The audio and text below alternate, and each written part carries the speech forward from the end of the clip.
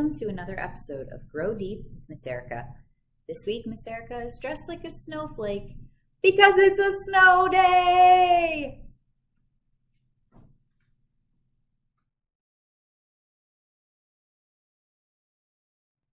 Maybe it's not a snow day when you're watching this video, but it was when I was filming it, so I thought that would be fun. Later, my kids are going to do some snow day bloopers for you guys, so get ready for those. This week, be sure to read Exodus 3 together with your family. Mom and Dad, we have fun, creative ways to dive deeper into the passage that you're reading as a family every week in your parent email. Parent emails come out every Monday, so be sure to click on the Respond Together button and explore those ideas together. You can do them at different points throughout the week. This week, when I get to the craft at the end, I'll talk about a printable. You can find that printable in your parent email when you click on the Respond Together button. All right, let's get started.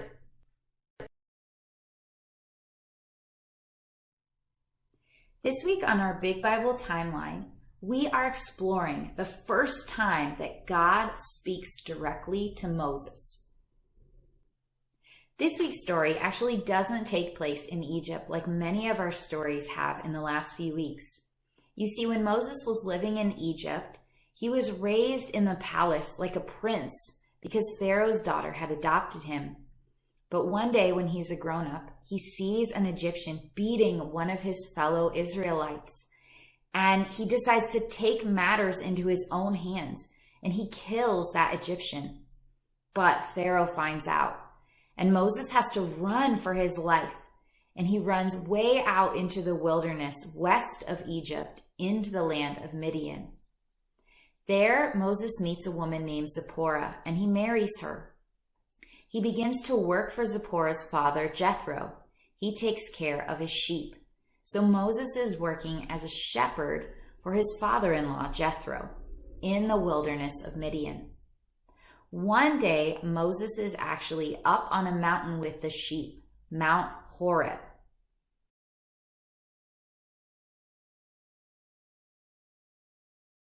Fun fact, we learn later that Mount Horeb and Mount Sinai are the same place. This is a very important mountain in the biblical story. Here's Mount Sinai or Mount Horeb on a map. One day Moses is walking on Mount Horeb with the sheep, and he sees this big bush-like tree on fire, but it's not burning up. You see, the fire represents God's presence. God's holy presence was on that tree, on that mountain. And so Moses turns aside and he tries to get closer. He wants to investigate what is going on with this tree that he sees. God's holy presence is in this fire, settled on this tree. And God speaks to Moses directly for the first time. God's going to speak to Moses a bunch more times in the Bible, but this is the first time God speaks directly to Moses in the Bible. I got my friend Isaac to read to us from Exodus 3. Take it away, Isaac. Exodus 3, 7-12. The Lord said, I have indeed seen the misery of my people in Egypt. I have heard them crying out because of those slave drivers, and I am concerned about their suffering. So I have come down to rescue them from the hand of the Egyptians and bring them up out of that land into a good and spacious land, a land flowing with milk and honey, the home of the Canaanites, Hittites, Amorites, Perizzites, Hivites, and Jebusites. And now the cry of the Israelites has reached me, and I have seen the way the Egyptians are oppressing them. So now go, I am sending you to Pharaoh to bring my people, the Israelites, out of Egypt. But Moses said to God, who am I that I should go to Pharaoh and bring the Israelites out of Egypt? And God said, I will be with you, and this will be the sign to you that it is I who have sent you. When you have brought the people out of Egypt, you will worship God on this mountain. Thanks, Isaac. God tells Moses that he is standing on holy ground. So he tells Moses to take his shoes off to represent that the place that he's standing is very special. Then God tells Moses that he has seen and heard all of the horrible things that have been happening to the Israelites. Remember, we learned on Sunday that God sees and hears what is happening to us every single day. And God tells Moses that he is going to do something about it. He is going to come and rescue and deliver the Israelites and take them out of Egypt and give them a new home. God is going to keep the promise that he made with Abraham hundreds of years before. And then God tells Moses that he wants Moses to go back to Egypt and tell Pharaoh what God is about to do. And guys, Moses is terrified. Remember, Moses has just run away from Egypt because Pharaoh was trying to kill him. Moses had already tried to help his people out. He had taken matters into his own hands and killed that Egyptian slave master. But Pharaoh found out and Pharaoh tried to kill him. And on top of that, when some Israelites find out, they make fun of Moses for trying to save them. So Moses is not excited about being the man that God wants to use to rescue his people. But God speaks up and says, I will be with you. God's call for Moses to obey isn't about Moses. It isn't about what Moses wants. It isn't about what he's afraid of.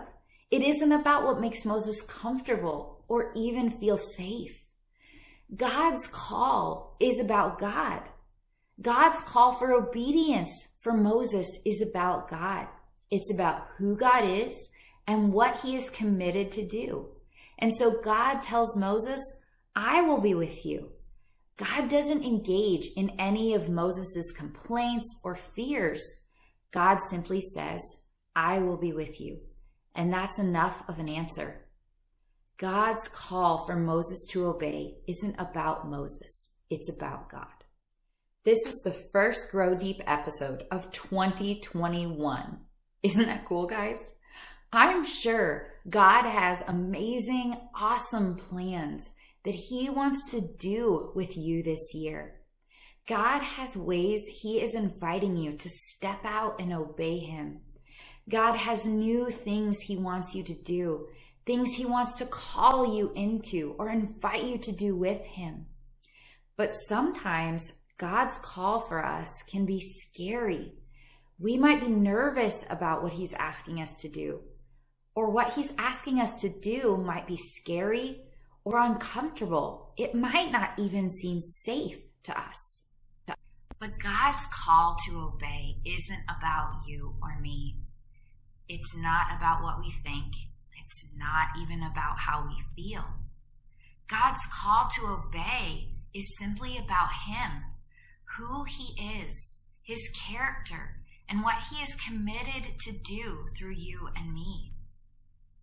And God's Spirit has already promised to go with us, to stay with us and empower us every minute of every day when we're obeying God. So we can be confident that God is going to go with us just like he went with Moses when we're obeying him and saying yes to things that his Spirit asks us to do. God's call to obey isn't about you or me. God's call to obey is just about God.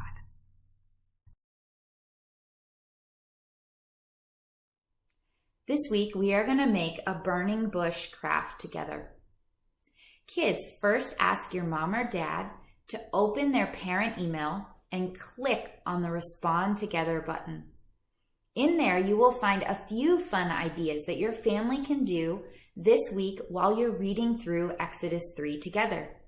But one of them will include a tree bush printable. Click on that and then print out one for every kid in your family. Your family will also need some gallon-sized Ziploc bags and some paint. Red, orange, and yellow paint would be perfect for this if you have it. If you don't have those colors, you can use whatever colors you want. Now, mom and dad, don't get nervous. This is the most low mess kind of painting in the entire world. So stay with me. I'm not trying to make your day crazy, okay? If you don't have paint, or if mom or dad says no to this idea, you can grab some crayons or markers and just color on your picture too. That will work too. But if you are using paint, you're going to want to squirt some drops of paint on top of your picture and then slide it inside your Ziploc bag. Have your mom or dad seal it up super tight because you don't want any of that paint getting out, okay? Mom or dad, if you want to be extra safe, you can even duct tape the top. Then you can actually paint with your fingers. You can spread the paint around and mix up the colors without getting any paint anywhere because it's all trapped inside the Ziploc bag. See if you can make a burning bush out of those red and orange and yellow swirls of paint. While you're painting, talk together as a family about ways that you hear God speak to you, and talk as a family about ways that you can obey Him in 2022. All right, guys, it's been so fun hanging out with you. Thanks for watching another episode of Grow Deep with Miss Erica. See you later. Bye.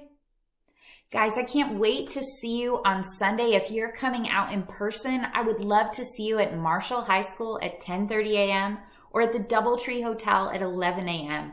We have God's Garden and Nursery at both of those places. So come on out as a family. We'd love to see you there. If your family's worshiping at home, that's awesome too. You know, as a great way, if you are worshiping at home, I encourage you to be sure to read through the Bible chapter that we suggest every week. It's a great way to be following along with what we're doing in God's Garden.